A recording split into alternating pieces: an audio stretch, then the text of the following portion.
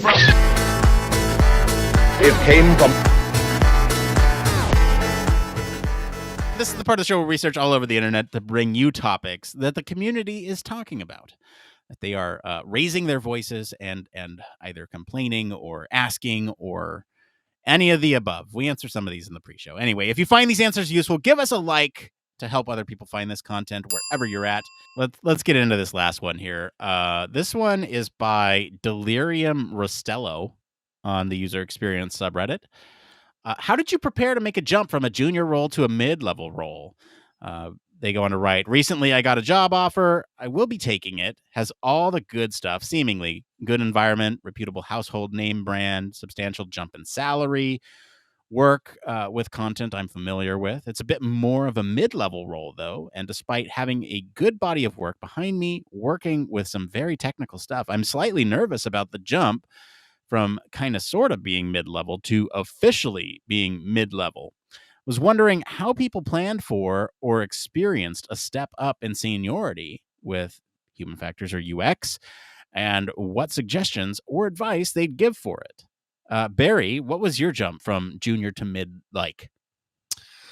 It was interesting. I think I was quite lucky that at the time, I worked with a really good bunch of people. We were one of the largest human factors departments in the UK at the time, and it was my first official role as a human. Well, it was the first place that I worked that I'd officially got into the human factors domain at that point, and so I bounced quite a lot of my career up there, and it was interesting because everybody felt like they'd expected me to jump around the time before that I actually did. So everyone else was like, yeah, it's about time you got that jump. It was sort of expected, but I sort of internally, and we've spoken about this in the past, I do suffer from imposter syndrome a lot.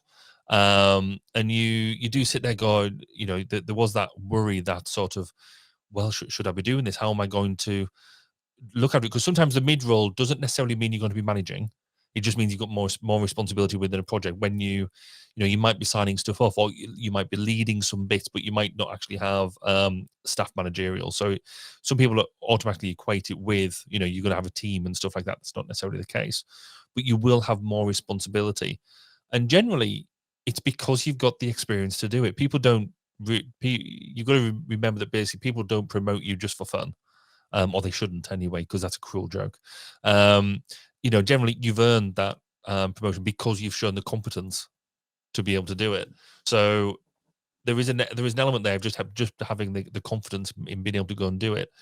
Sometimes you just got to wake up in the morning and just give yourself that talking to in the mirror that you are that great HF person and you can go and do it.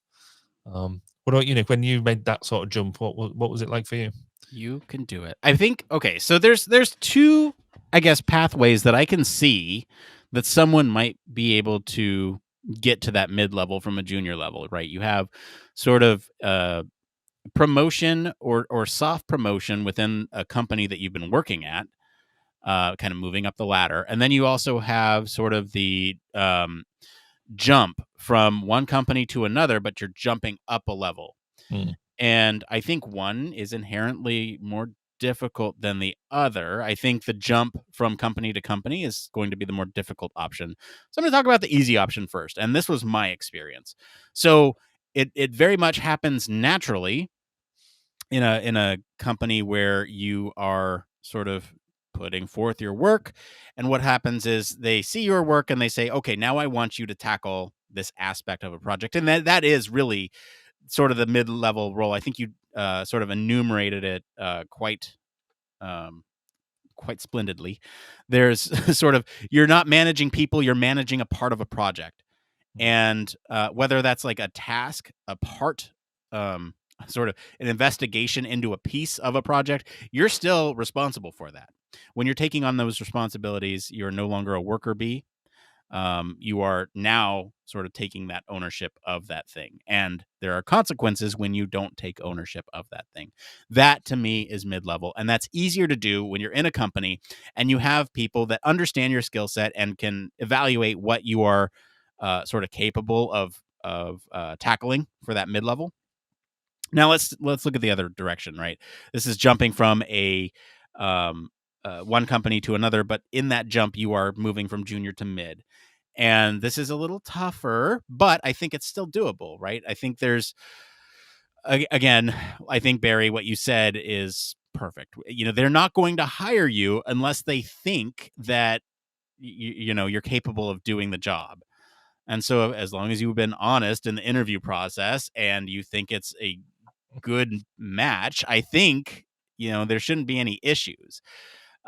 Really, you're going to be either taking on parts and pieces of the project. You're no longer just a worker bee. Now you're sort of a manager of pieces. And then, once you start getting to manage people, that's where it gets a little difficult. Because that's even more senior level is when you're managing people and processes and taking ownership of entire projects. It's that's a different jump and maybe a story for another day. But any other closing thoughts on that one, Barry? No, I think fundamentally it's possibly the most exciting jump you can make because again you're not getting to personnel management, which I think is a whole different tool set. It's a whole different capability set, but you're getting to actually have real responsibility for bits, and you can see the return on that. You deliver it well, or you don't, and that's quite an exciting time.